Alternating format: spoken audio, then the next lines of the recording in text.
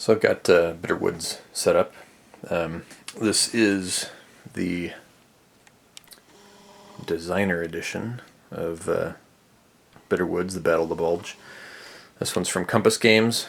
This is like either the third or fourth iteration of Bitterwoods. I think the original maybe was published by Avalon Hill in the later era of Avalon Hill, maybe sometime in the 90s, late 80s or 90s.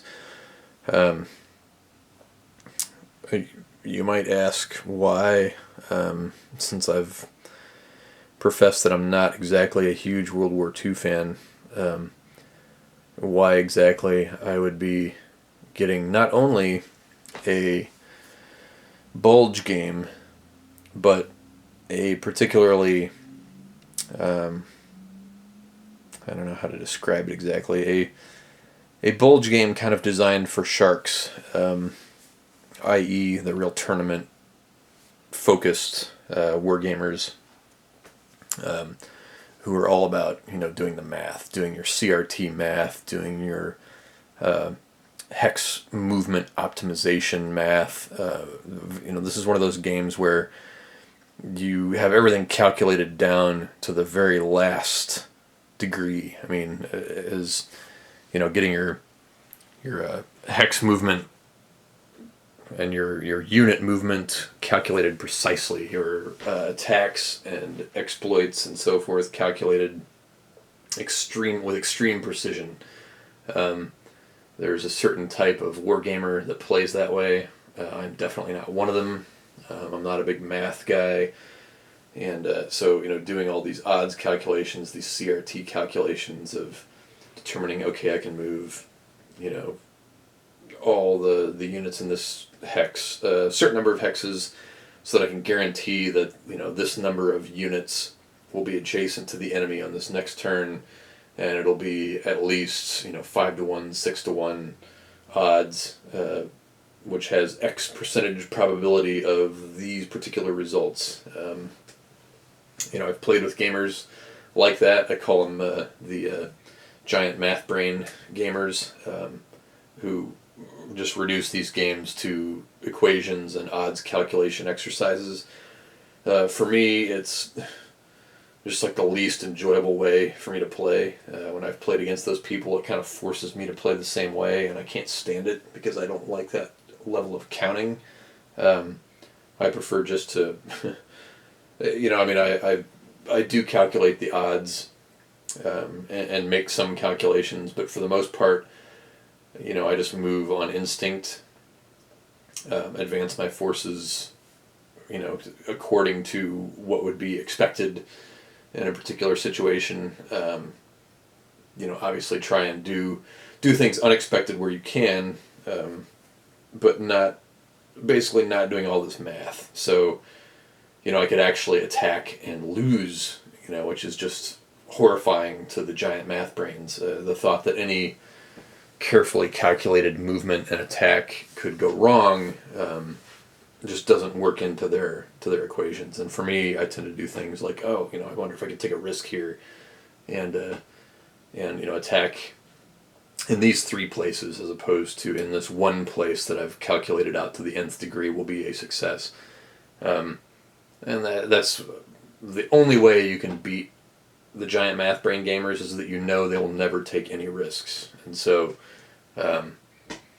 you are playing a game that has a luck component where you're rolling dice, and so you can use that to your advantage against the giant math brains if you're willing to move units into an area where you're not going to have a mathematically guaranteed positive result.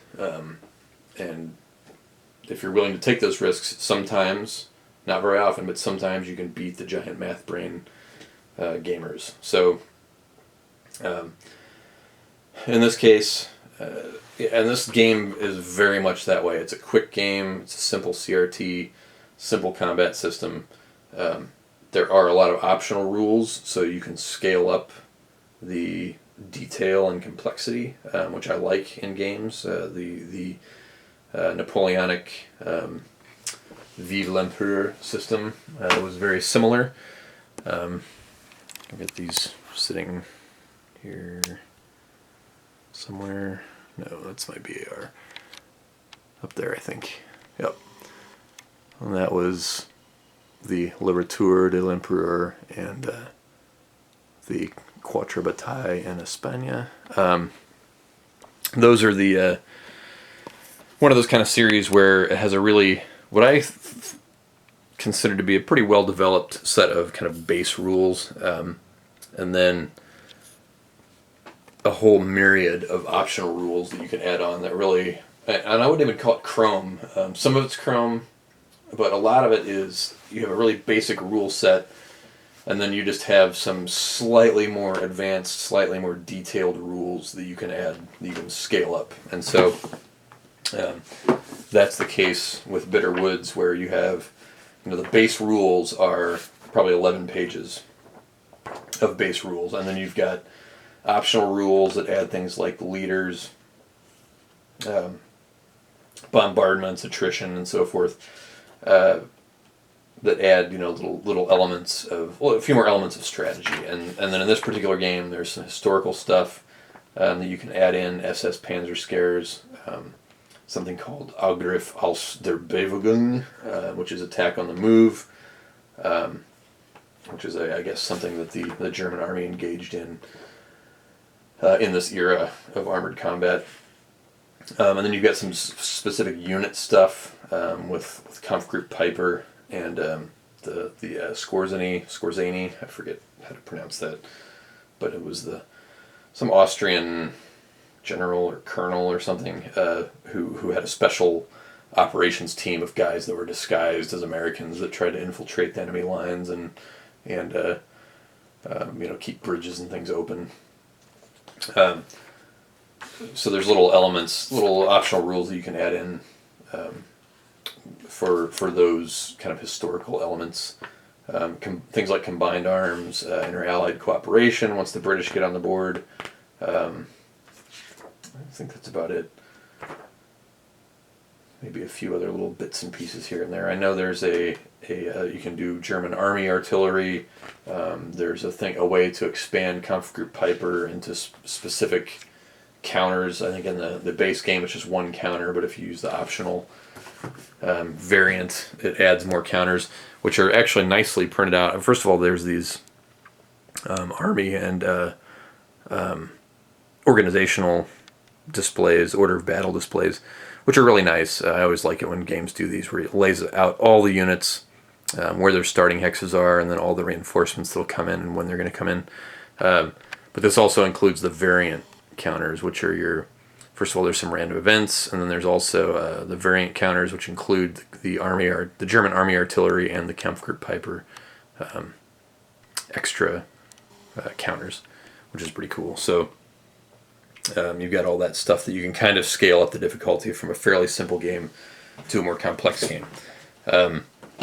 Interestingly, the first thing I noticed when I opened the game and looked at the map and the counters was, this looks exactly like any game designed by Mark Simonich, who has done, probably most famously, has done Ardennes 44, which is another Battle of the Bulge game that he actually designed, but also did the map and counter artwork for, which he did for this game. And it looks like, it's hard to imagine when you look at this map as a typical Simonich map, and it is very, classic Simonich in terms of graphics, as well as the units, which are also classic Simonich designed units in terms of graphics.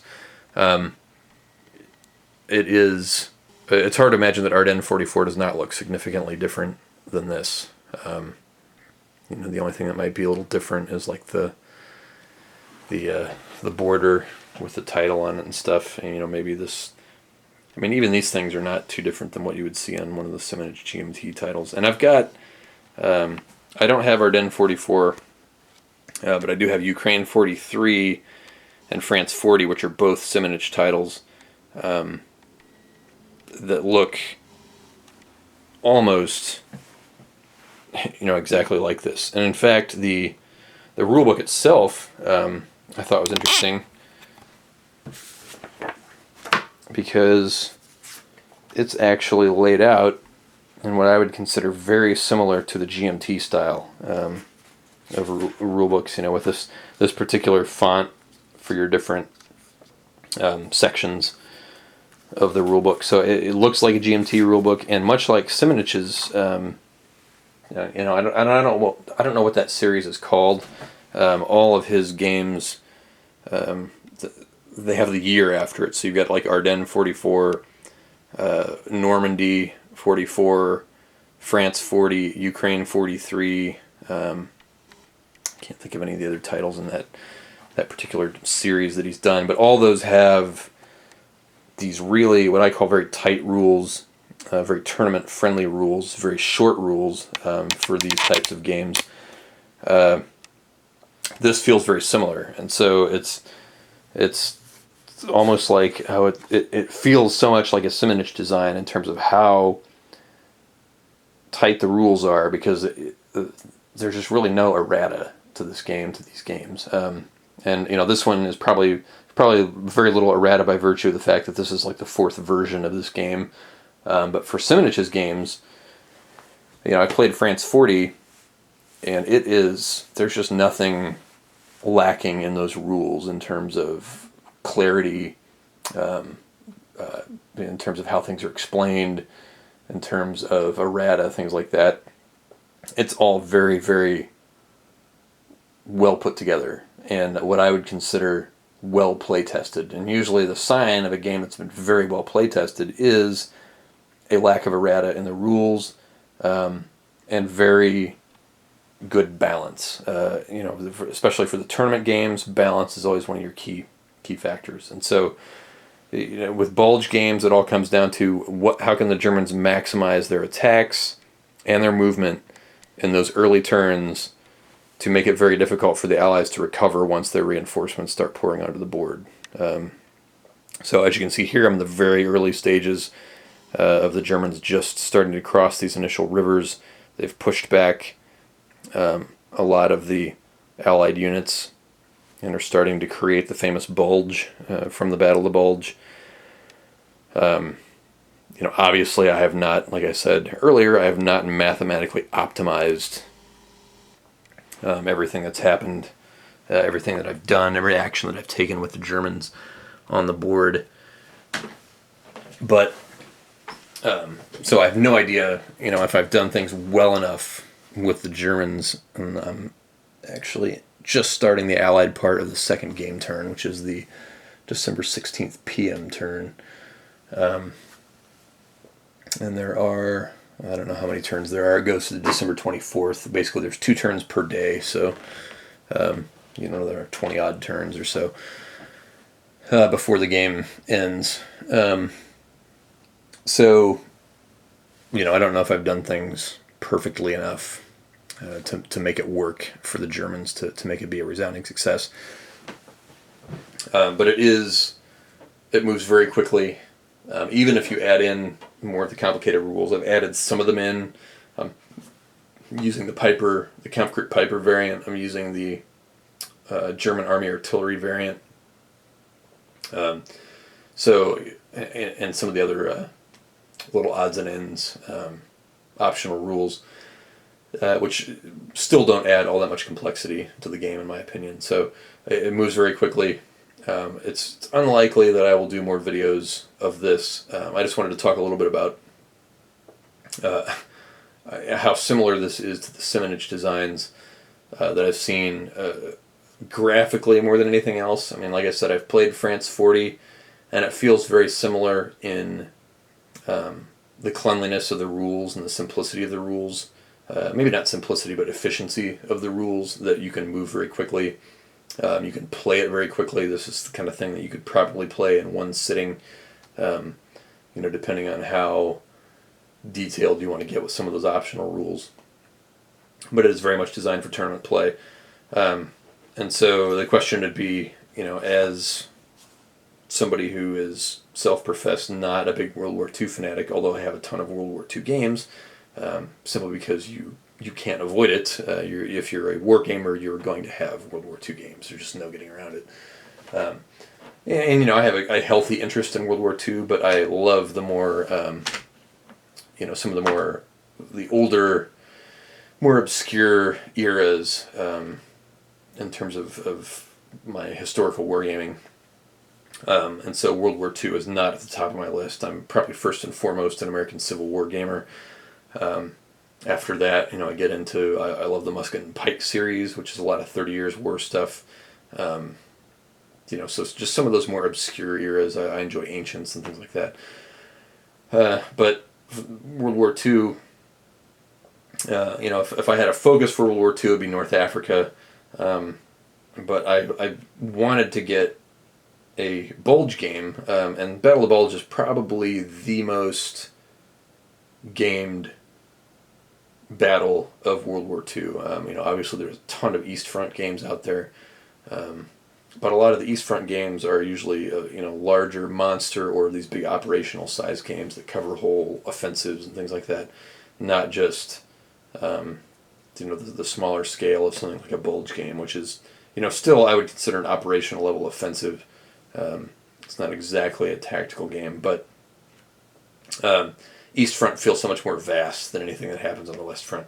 But for me, my interest was always in North Africa, which was kind of removed from the, like East Front for me, there's a lot of the barbarity of the SS and the racial cleansing of the Nazis with the Einsatzgruppen and things like that add this whole level of kind of awfulness, and not to say that war in general is perfectly awful, but North Africa didn't have that level of barbarity to it, to my mind, and so there's something more appealing about it in terms of just where it's just strictly about a war for position and a war for maneuver, as opposed to these uglier elements of World War II and the Nazi ideology that you get with some of the other fronts, particularly the East Front, less so the Western Front, but still where lots of atrocities were being committed. Whereas in North Africa, you don't have as many atrocities just by virtue of the fact that there aren't any people, where a lot of these wars are being fought, or the population density is so much lower that the people can get away, can get out of these areas, and so you're not dealing with that extra level of ugliness. It's obviously all very ugly, being war, but for North Africa, the level of maneuver to it, the level of operational strategy involved is much more interesting to me than some of the East Front stuff, which obviously still has all its own level of operational strategy and so forth, but something about the terrain and the image of North Africa is more appealing to me as a conflict to simulate than some of the other elements of World War II. But I didn't have a Bulge game, and so looking for a sort of simple divisional scale, which is what this is, level of a Bulge game, I think the first choice of most people would be either Simonich's Ardennes 44, which a lot of people look at as probably the best design for a well-balanced, tournament-friendly Bulge game, or this. This is kind of the other big one, and the fact that it's on its third or fourth iteration is a good example. There's a good representation of the fact that this is a very solid, well-balanced, well-playing, low errata or errata-free Bulge game. And so I think I ended up getting this because at the time, I think Ardennes 44 was out of print, and I know GMT has since reprinted it, but I think I bought this one in that interim before they had reprinted Ardennes 44. So I'm sure a lot of people would say, oh, make sure you get Ardennes 44, it's a classic. But a lot of people would say the same about this one. And so from what I've played of it so far, I'm pretty happy with it.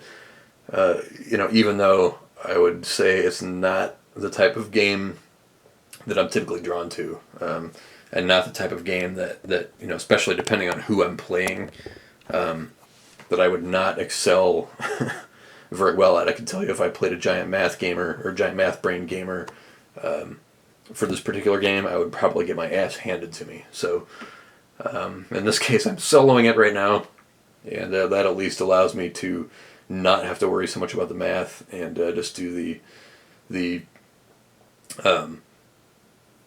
that kind of narrative style of gaming that I like, which is find some cool stuff happening with the particular units on the board. The guys, here's guys in the 28th Division or whatever trying to stem the tide, before the Germans can reach Bastogne. Will I be able to get enough guys in and around Bastogne to keep it from getting totally overrun and be able to hold out with the 101st Airborne and so forth. Creating those cool little narrative elements of a game, which is something that the giant math brain gamers are not typically looking for. They're not really concerned about narrative or things like that. They're looking for optimization. They're looking at numbers. And the narrative is just kind of an incidental or secondary thing for them. So that's not my style of gaming, which, again, why would you get this particular game if that's not your style of gaming? Because narrative does exist in these games.